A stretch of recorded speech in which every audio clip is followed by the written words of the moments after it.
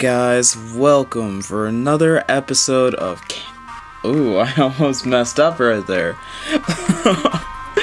Welcome to another episode of Trainer Card Wednesday, and today we are going to be looking at some of the greatest Pokemon that we got from the Johto region.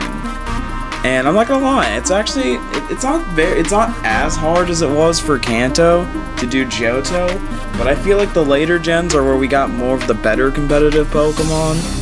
That's not to say that we don't have some pretty decent ones here, but the ones that we have in today's episode are mostly decent because of changes that happened in later generations.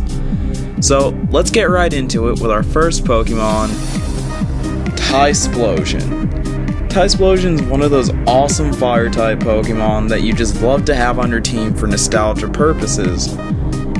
That, and he's also one of the only decent Fire types in Johto. But, the set that I love to run with a Tysplosion is Choice Scarf, Modest, and I don't know if he has a hidden ability or not. I feel like he does, but I don't know if it's released. I'm actually a little fuzzy on that information, so we always just run Blaze. Doesn't really matter because the power that my Vulcan just brings to battle is incredible.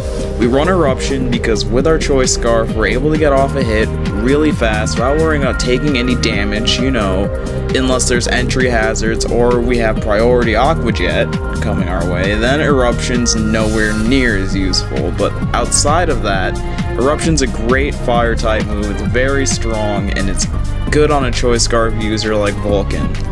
We also carry Focus Blast and Extra Sensory for coverage.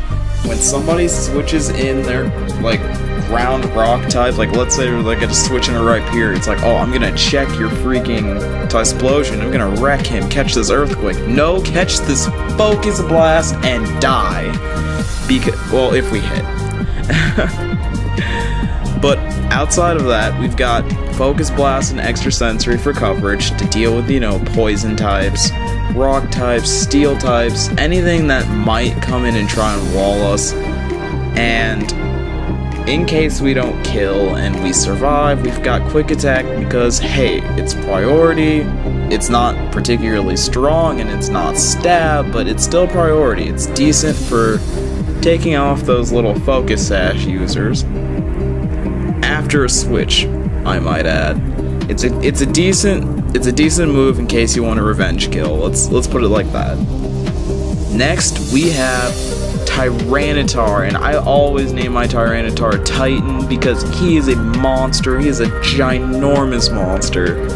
But the one that I run more commonly nowadays, because a lot of people don't really expect it, a lot of people just see T-Tar as a monster on the offensive, and sometimes they'll predict him to be a very, like, physically defensive monster, so I run the Assault Vest Sassy T-Tar with Sandstream, and let me tell you guys, this T-Tar eats up hits as long as they're special. Like, I have taken Surfs from really bulky and really strong Pokemon. Like, I can take Surfs from Jellicent, Milotic, Tentacruel, and it takes them at least 3 hits to get. Okay, well, I'm not gonna say I can take 4, but I can take 2 or 3. And it's also really nice because this T-Tar, another surprising aspect it has is that it's not just a physical attacker, but I run special attacks too. I run Crunch and Stone Edge for stab purposes because they're really good moves. You can drop the defense with Crunch and hopefully you can crit with Stone Edge, provided, again, you hit. Then, for certain Pokemon I want to switch in, I run Ice Beam or Fire Blast. It's really good with dealing with Ferrothorns because people think they can send in Ferrothorn and set up because Ferrothorn can eat up Stone Edge like it's nothing. Eat up Crunch and hurt you at the same time. He thinks he can wall you, but you hit him with a Fire Blast and your opponent has 1 dead sack of thorns, and it is hilarious. T-Tar happens to have a lot of, it's got a really good move pool. You can run Power Up Punch on it. I think it gets a couple other special moves. I'm pretty sure Thunder is a thing, so it's really up to your preference what special moves you want to run on him. It depends on the rest of your team. It's mostly just for coverage aspects, but hey, I find Ice Beam for dragons in case I don't want to miss a Stone Edge on a Dragonite works just as fine, if not better. Next, we have a fan, okay, maybe not a fan favorite, but he's my favorite. You've seen him in our Sapphire randomizer, and he's been putting in work. We have Raptor Wing, the Skarmory, holding the Rocky Helmet, Impish Nature, and of course Sturdy, because we don't want to get one-shotted. And that negates one-hit KOs, and not the lame way it used to do before Gen 5. We run Spikes and Roost, mostly because entry hazards are really good in the metagame. I used to think that they were a waste of time when I could just be going for an attack to get rid of the Pokemon that's in front of me, but playing for late game, having Spikes up, and then with combination of Whirlwind to keep forcing your opponent out while they take Rocky Helmet damage as well, and I guess Sandstorm damage too, provided that T-Tar was in battle prior to Skarmory or near when Skarmory shows up on the field, which is really cool because Skarmory won't be taking damage from the Sandstorm while the opponents are switching into Spikes, catching Sandstorms, catching Brave Birds. It's really cool. I really like Skarmory and T-Tar together. They're a great little combo, especially since Skarmory's defensive and T-Tar especially defensive. They support each other really well. They support each other very well. Next, we have another Pokemon of mine that's just one of my favorite. It's our Juvia, the Azumarill, excuse me. Azumarill, it has progressively become more and more of a monster. Like, 5th gen they gave it Ice Punch. I think it was 3rd and 4th gen, they gave it huge power. It sucked that we didn't have the special physical split in 3rd gen when it got huge power. I'm pretty sure that's when it got it. But 4th gen we got the physical special split, making Azumarill capable of running Waterfall or Double Edge, so it can be like even better. Then 5th gen we gave it Move Tutors. We were able to teach it Superpower and Ice Punch. 6th gen we gave him Fairy typing. The Fairy typing is single-handedly, okay, maybe not single-handedly, but it's been a crucial role in bringing Azumarill up to one of those powerful Pokemon. It's a Dragon Slayer now, and I know I named it Juvia, who's not a Dragon Slayer, but Azumarill's a great Pokemon to fight dragons with, and it covers dragons, ground types, rock types, fire types. So many good types in the metagame that are actually really prevalent, and having it in OU is really awesome. But a lot of people, they'll either go with the Bandit set or they'll go with the Belly Drum set.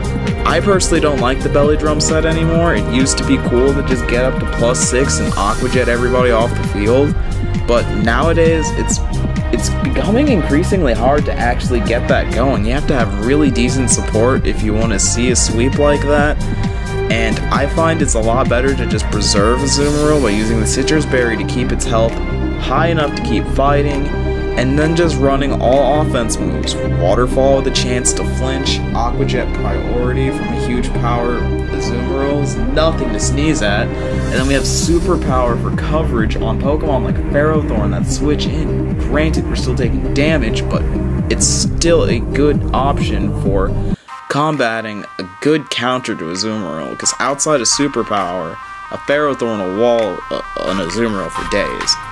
And then we have Play Rough, the physical fairy stab that destroys dark types, destroys dragon types, destroys fighting types.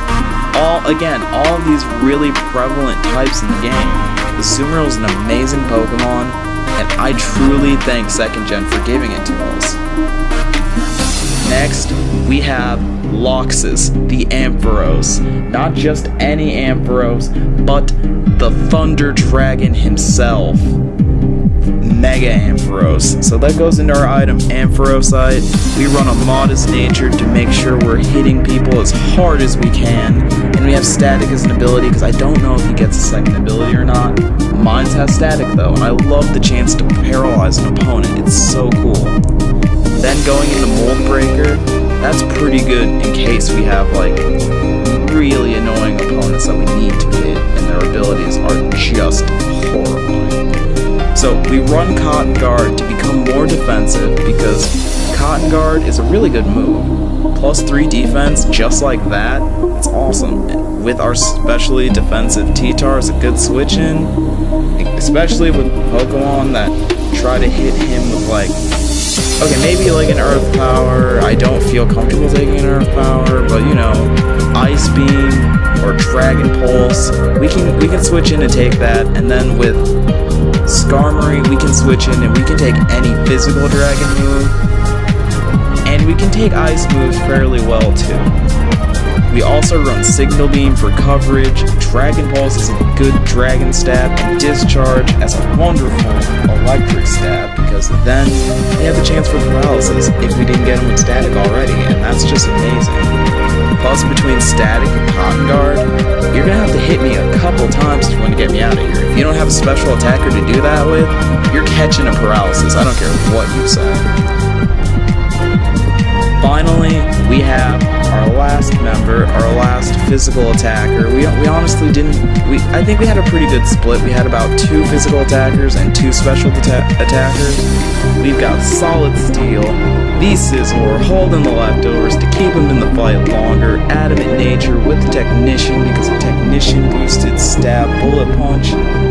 That's amazing, I love that. I love everything about that. Stab priority, that's actually strong, just like a +6 Aqua Jet, except not exactly as strong as a +6 Aqua Jet, but we've got Sword Stance too to boost it. Sword Stance, Scizor, if we get up 1, maybe 2 Sword Stances, we can Bullet Punch your whole team. If you don't have a good chat, and that's only provided we didn't kill it first with any of our other amazing team members. But if we've got a bad switch, we can get out there with U-turn, another good stab, and it switches out if we're in a horrible matchup and we outspeed by some chance, because, you know, I'm not gonna lie, Scizor's not the fastest Pokemon, but U-turn's still a great move to get him out of those matchups when someone's gonna switch in somebody to counter him. We can switch out, predicting their switch, and we can make the matchup a little more favorable.